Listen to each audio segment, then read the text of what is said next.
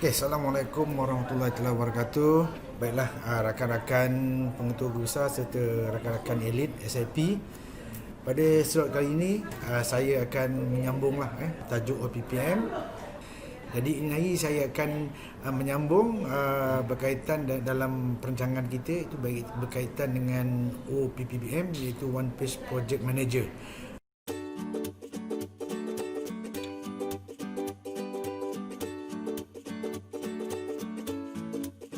Baiklah, rakan-rakan PGB sekalian, sebagai mana tuan-tuan maklum, OPPM ni kita ataupun tuan-tuan dah biasa dalam modul TS25, di mana dalam modul 2 tuan-tuan telah pun belajar di bawah tajuk submodul 2, iaitu tajuk analisis data. Jadi di situ juga tuan-tuan telah pun diajar bagaimana untuk berkaitan dengan kitaran data, seterusnya membuat pintas dan OPPM. So jadi hari ini kita akan berkongsi maklumat. Sebenarnya bukan berkongsi, hanya sekadar ulang kaji.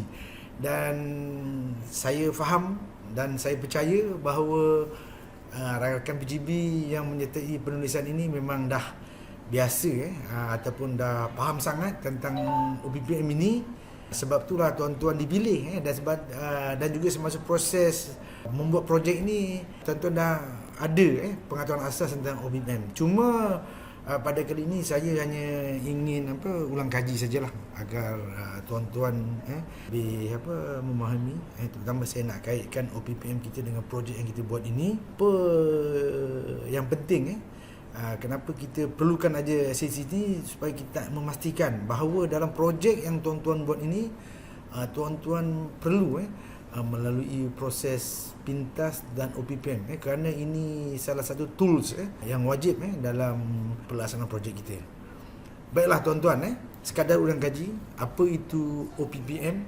Jadi OPPM ni sebenarnya kalau dalam projek kita ni, dia merumuskan projek kita dalam satu muka surat yang ringkas, di mana dalam satu muka surat ni dia mengandungi segala maklumat yang penting tentang projek kita tu, dan ianya juga boleh digunakan sebagai alat untuk memantau status projek, dan kita boleh berkongsi dengan pihak lain, sama ada pihak pengurusan ataupun daripada kumpulan rakan-rakan kita yang lain lah, ataupun siapa-siapa saja yang ingin melihat perkembangan projek kita. Jadi mereka boleh merujuk terus pada OPPM kita. Jadi tak lain tak bukan bahawa tujuan OPPM ni ialah sebagai alat yang untuk merancang, mengawal, memantau, dan dia ni kalau kita lihat memang melalui semua proses dalam projek OPPM kita, dalam projek kita, projek amalan terbaik. Jadi jadi kita pilih OPPM sebagai satu tools untuk sebagai alat untuk merancang, mengawal dan memantau, dan juga sebagai alat komunikasi untuk kita mengetahui status projek kita lah, projek amalan terbaik dalam TS25 kita. Okey, jadi OPPM ni sangat penting lah, sangat penting, di mana dia salah satu tools atau alat yang sangat praktikal untuk kita melihat perkembangan semasa tentang projek kita, ataupun sebagai alat tools kawalan. Di samping itu dia menjibat masa dan tenaga. Kalau kita nak kawal, kita tengok, dan oleh kerana dia satu muka surat, jadi sebagai rujukan kita nak buat semakan masa jimat dan juga tenaga jimat. Dan ketiga, kita dapat mengenal pasti maklumat penting dalam projek. Dan yang keempat, dia boleh memaklumkan status projek kepada semua, terutama kepada ahli dan juga kepada pengurus projek. Okey, bagaimana yang tuan-tuan maklum, semasa dalam modul 2 TS25 kita telah pun terangkan, dijelaskan tentang OPPM ni, di mana OPPM sebagaimana yang tuan-tuan maklum, dia terdiri daripada dua lapisan, ataupun ada dua jenis OPPM lah. Satu ialah OPPM tactical, kedua OPPM operational. Jadi untuk hari ini tuan-tuan dalam kita melaksanakan projek yang kita buat amalan terbaik ini, saya lebih berfokuskan kepada OPPM operational. Dan juga kita lihat sebahagian saja berkaitan taktikal, kerana kedua-dua lapisan OPM ini terlibat dalam projek kita. Namun demikian, untuk OPPM operational ni dia lebih kita fokuskan kerana dia ini melalui proses keseluruhan projek kita, daripada peringkat perancangan, pelaksanaan, pemantauan dan juga refleksi kat sini di dalam OPM operational. Jadi tuan-tuan kena tahulah, untuk projek amalan terbaik kita, kita bagi pihak tuan-tuan yang melaksanakan projek itu, dia akan banyak melihat pada OPPM lah. Jadi sebagaimana tuan-tuan maklum, OPPM lapisan 1 ni taktikal. Biasanya di sekolah ni yang menjaga, yang menjadi pegawai tanggungjawab pada OPPM ini ialah pengetua dan guru besar ataupun pengurus projek, ataupun yang lebih popular kita kenali sebagai champion. Jadi bagi peringkat tuan-tuan lah yang terlibat dalam penulisan ini, tuan-tuan pakai BGB, maknanya tuan-tuan akan mengawal OPPM di lapisan inilah. Dan lapisan yang kedua ni operational, orang yang melaksanakan projeknya, dia punya pegawai tanggungjawabnya sama ada setiausaha projek ataupun KP, ketua projek. Tuan-tuan jelas. Jadi maksudnya dalam OPPM yang dalam projek kita ni melibatkan 2 OPPM. Jadi dalam semua projek perlu ada 2 OPPM ini yang di bawah tuan-tuan dan juga di bawah pegawai bertanggungjawab lah, sama ada setiausaha ataupun kedua projek. Boleh tuan-tuan Okey. Jadi di sini saya ada melampirkan bersama-sama contoh OPPM. Jadi yang berada bersama-sama dengan kita di sini ialah OPPM Tactical, lapisan 1 yang dipegang oleh pengetua atau guru besar. Jadi ingin saya jelaskan di sini berkaitan dengan format borang OPPM ni, ikutlah sebagaimana format yang di sekolah tuan-tuan. Yang contoh format ni kalau boleh kita selaraskan beginilah. Dan berkaitan dengan logo ni, kami telah pun membuat perbincangan di mana kami menetapkan bahawa logo ini mengikut logo sekolah tuan-tuan. Kami tidak ada menetapkan mungkin menggunakan logo sempena penulisan kita ini. Jadi tidak, mana kita tuan-tuan boleh gunakan logo sekolah tuan-tuan. Ini contoh OPPM champion ataupun tactical. Nanti saya akan jelaskan satu persatu tuan-tuan. Okey, di mana ni kalau borang kosongnya lah yang tadi kalau kita lihat yang di bawah apa ni, champion, pengetua guru besar. Okey, kemudian apa yang perlu tuan-tuan bertindakkan ialah saya ambil contoh ambil contoh dalam satu projek yang kita buat ni yang di bawah pengetua ini ataupun di bawah guru besar ini ada 4 projek yang ada, iaitu LDP 1, LDP 2 atau kemudian learning walk, PDP berkesan dan juga bengkel postmortem. Ini contoh yang tadi tuan-tuan yang tactical tadi. Okey. Kemudian kita pergi lapisan kedua, operational. Kalau kita lihat kat sini operational, dia ada tentang ladap 1. Kalau kita lihat dalam tactical tu ada ladap 1 tuan-tuan. Ini ladap 1.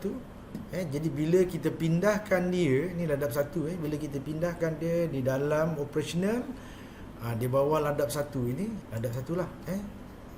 Okey, ladap 1 pelaksanaan perlembagaan kompetitif. Okey, di sini di bawah ada perkara-perkara lain lah, apa yang perlu diambil tindakan, proses-proses seterusnya. Okey, ni contoh operational. Okey, dia di bawah pengurus projek. Pengurus projek yang akan melaksanakan ni lah. Siapa pengurus projek? Sama ada setiausaha ataupun pengurus. Contoh kalau projek yang tuan-tuan buat di sekolah, siapa guru yang bertanggungjawab. Kemudian dalam projek ini dia melalui beberapa proses lah. Contoh dalam ni ialah dia dimulakan dengan mesyuarat, kemudian membuat surat panggilan kepada penceramah atau penyedia bahan. Buat barulah dia membuat LDP berkaitan dengan pelaksanaan pembelajaran kooperatif. Okey, selepas itu dia ada melalui proses penindakan bahan dan seterusnya membuat LDP2 iaitu berkaitan dengan teknik penyoalan dalam penyampaian PDC kelas okey, dan juga refleksi. Jadi untuk peringkat tuan-tuan ikut apa dia aktiviti yang ada dalam projek tuan-tuan ikut sajalah turutan dia. Kalau kata tuan-tuan bermula dengan mesyuarat, kemudian membuat surat panggilan, kemudian melalui prosesnya ikut pada tuan-tuan punya projek. Ini projek contoh yang saya buat lah. Okey, seterusnya tuan-tuan, ini maklumat-maklumat yang tuan-tuan perlu masukkan ke dalam borang OPPM kita. Kenapa kita perlu terangkan, kita nak supaya ada penyelarasan di kalangan kita. Saya tak nak nanti setiap sekolah ataupun setiap projek maklumatnya tak sama. Okey, yang pertama perlu isi maklumat berkaitan dengan ketua, objektif dan bidang fokus. Okey tuan-tuan Okey, seterusnya yang kedua. Langkah kedua ialah perlu memenuhkan ruangan pemilik insentif, program ataupun projek. Di sebelah sini. Saya rasa mudah tuan-tuan mudah sangat Okey. Yang ni biasanya kita tidak letak namanya. Kita letak nama pegawai tinggi biasa pada jawatan. Sebab dia tak salah kalau kita tulis nama, tapi ada lebih mudah kalau kita letak atas nama jawatan. Mungkin kalau orang tu berpindah, orang lain ambil alih, jadi dia lebih tidak merumitkan kita lah. Kemudian langkah yang seterusnya, yang ketiga, kita perlu semak metrik asas OPPM dekat sini. Dia ikut ruangan. Kalau ruangan sini dia berkaitan dengan cost, manakala tempoh masa dia ikut ruangan ni, time frame, inisiatif ni bahagian atas, objektif, dan kemudian ini ialah berkaitan dengan kriteria kejayaan. Kejayaan ni, benda-benda maklumat ni sebenarnya ada di dalam, tuan-tuan boleh rujuk pada kertas kerja dan juga pintas. Okey, dalam kertas kerja semua ada objektif, inisiatif, tempoh masa, kos dan juga kriteria kejayaan. Untuk kriteria kejayaan ni tuan-tuan boleh rujuk kepada, kalau di dalam pintas tu kita boleh lihat ruangan, kalau tak silap saya ruangan yang ketiga dan keempat, supaya kita menggunakan KPI yang sama. Kalau pakai peratus lah. Kalau kita pakai GPS, GPMP, ikut kita ambil untuk dimasukkan ke dalam kriteria kejayaan. Okey, seterusnya tuan-tuan langkah keempat, kita masukkan objektif projek. Objektif projek tu kita masukkan pada kolom ini. Jika untuk memudahkan tuan-tuan, objektif projek ni kita boleh rujuk terus kepada kertas kerja. Sebab biasanya dalam pembinaan kertas kerja, objektif tu sangat perlu. Jadi kita pindahkan saja di sini. Jadi untuk memudahkan tuan-tuan lah. Okey, seterusnya langkah yang kelima, tuan-tuan perlu isi pada ruangan inisiatif tu lah tugas utama projek. Kalau kita lihat dalam projek tuan-tuan, ni pun sama juga, kita lihat dalam kertas kerja, sesuatu projek tu apa tugas utama dalam projek tu, masukkan di sini ikut turutan. Kalau kita mulakan dengan mesyuarat, kita tulislah mesyuarat, dan juga tugas-tugas seterusnya sehinggalah sampai kepada mungkin pada refleksinya. Boleh tuan-tuan Jadi saya rasa tidak ada masalah juga. Kita terus pergi kepada langkah yang keenam. Untuk langkah yang keenam pada ruangan di bawah logo sekolah ni ialah penjajaran tugas utama, projek dan objektif. Kalau di situ kita lihat dia ada sub objektif. Jadi kita mergekan antara inisiatif dan juga sub objektif. Apa kaitan dia? Jadi tuan-tuan masukkan ataupun tandakan pada ruangan petak ini, kita pandukan kepada sub objektif supaya kita sesuaikan penjajaran dia. Boleh tuan-tuan Okey, seterusnya kita pergi langkah ketujuh. Langkah ketujuh inilah penetapan garis masa, timeline. Jadi ini ruangan ini kalau kita lihat dalam borang asal dia kosong tuan-tuan. Di sini kita boleh letak sama ada mengikut bulan. Yang ada di sini mengikut bulan. Dan juga kalau projek kita itu pendek, kita boleh letakkan dia ditukarkan kepada minggu. minggu 1, 2, 3, 4 sehingga minggu seterusnya lah. Tapi kat sini saya bagi contoh mengikut bulan lah. Kalau projek kita tu masa dia panjang, kita pakai bulan. Kalau projek kita pendek, kita pakai minggu. Dan kalau terlalu pendek, mungkin kita boleh pakai hari lah tuan-tuan. Okey. Kita teruskan pada langkah seterusnya, iaitu langkah yang ke-8. Kalau tuan-tuan lihat, petak status dan pencapaian projek. Petak ini sebenarnya ialah melibatkan penjajaran tugas utama projek dengan garis masa, timeline. Sebagai contoh, kita lihat di bawah ni kita ada bulannya, dan di atas ini apa tindakan-tindakan yang perlu kita buat. Bila tindakan ini kita senaraikan, kita lihat dalam projek kita, dalam kertas kerja ni, apa tindakan-tindakan utama yang perlu dibuat, kita senaraikan di sini. Kemudian kita jajarkan dengan timeline-nya, sama ada minggu ataupun bulan. Jadi bila sesuatu tugas ni telah kita buat, kita akan tandakan dengan apa? Hitam. Kita tandakan hitam. Jika belum, maknanya dia masih lagi putih lah. Jadi masa kita buat pemantauan ataupun kita rujuk OPPM ni, kita nampak. Kalau yang dah bertanda gelap ni, hitam, maknanya tugasan itu telah dilaksanakan. Kalau yang berwarna putih ni, maksudnya belum lah. Okay tuan-tuan Alright, kita teruskan pada langkah yang seterusnya. Langkah yang ke-9. Kalau tuan-tuan lihat di sebelah kanan tu, ada ruangan ni yang atasnya tulis tanggungjawab. Ayat ini penjajaran tugas utama projek dengan pemilik, orang yang bertanggungjawab. Okey, contoh. Tanggungjawab ni SULDP, GPK, SU, kurikulum kanan bidang 1, ini nama jawatan. Manakala yang ini tanggungjawabnya kita kaitkan dengan apa tugasan. Contoh tugasan 1, pegawai yang bertanggungjawab ialah dia tulis sini A. A inilah siapa? A ini ialah SULDP. Dan pegawai yang kedua ialah B, iaitu ketua bidang 2. Maksudnya, apabila kita merujuk kepada LDP 1 ni, siapa orang yang menjawab ialah ni dia. Yang pertama ialah SULDP, dan yang kedua B ini ialah kanan bidang 2. Ini sebagai rujukan lah. Dia boleh kita tanggungjawab ni boleh sampai kepada 3 peringkat tuan-tuan A, B, C. Tapi kat sini yang saya bagi contoh hanya 2 orang saja, A dan B.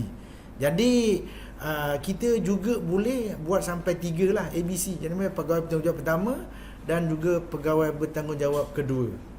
Boleh tuan-tuan Okey, kita teruskan pada langkah seterusnya, langkah yang ke-10. Kalau kita lihat ni ruangan ni tuan-tuan, ruangan aktiviti dan kos. Ruangan ni ialah ruangan untuk penjajaran tugas utama projek dengan kos. Contoh untuk projek 1, langkah pertama ialah bengkel ADP. Kosnya RM200. Dan tugasan lain ni tak ada kos. Maksudnya begitulah. Ini bergantung kepada projek tuan-tuan. Okey, langkah seterusnya yang ke-11. Okey, masukkan sasaran ETR. ETR ni kita nak ambil kat mana tuan-tuan Okey, kita ambil di dalam pintas kita tuan-tuan Kalau tak silap saya, kolom yang ke 4 tuan-tuan kolom yang ke-5 okay, tuan-tuan boleh rujuk kat situ dan masukkan saja di sini sebagai contoh. Dalam ETR tu 70% kelas melaksanakan PDP berkesan ataupun sebaliknya. Jadi masukkan saja tuan-tuan Okey, kita pergi kepada langkah yang seterusnya. Langkah ke-12, iaitu di ruangan catatan tuan-tuan Di ruangan catatan ini kita masukkan catatan. Contoh catatan dalam OPPM adalah dapatan evidence yang kita kumpulkan, dapatan sebenar. Contoh kita nak tadi 70, tapi kat sini kita dapat 80%. Dia memberi gambaran apa yang ada di dalam kriteria kejayaan yang kita nak ini, tapi yang ini ialah dapatan yang sebenarnya. Itu saja tuan-tuan antara berkaitan dengan OPPM, di mana dalam penyediaan OPPM semasa menyediakan projek tuan-tuan perlu melaksanakan 12 langkah dalam OPPM ini sebagai panduan pada tuan-tuan. Dan saya berharap sangatlah agar tuan-tuan dapat menggunakan OPPM ini sebagai satu rujukan, panduan, semakan kepada tuan-tuan lah berkaitan dengan projek kita. Apa yang penting, saya berharap sangat supaya OPPM ini membantu tuan-tuan lah untuk semasa proses perancangan, mengawal projek dan juga memantau perkembangan projek kita. Jadi sekian saja daripada saya. Semoga apa yang saya sampaikan berkaitan dengan OPPM ini menjadi panduan kepada tuan-tuan. Semoga projek tuan-tuan berjaya. Sekian, terima kasih. Assalamualaikum warahmatullahi wabarakatuh.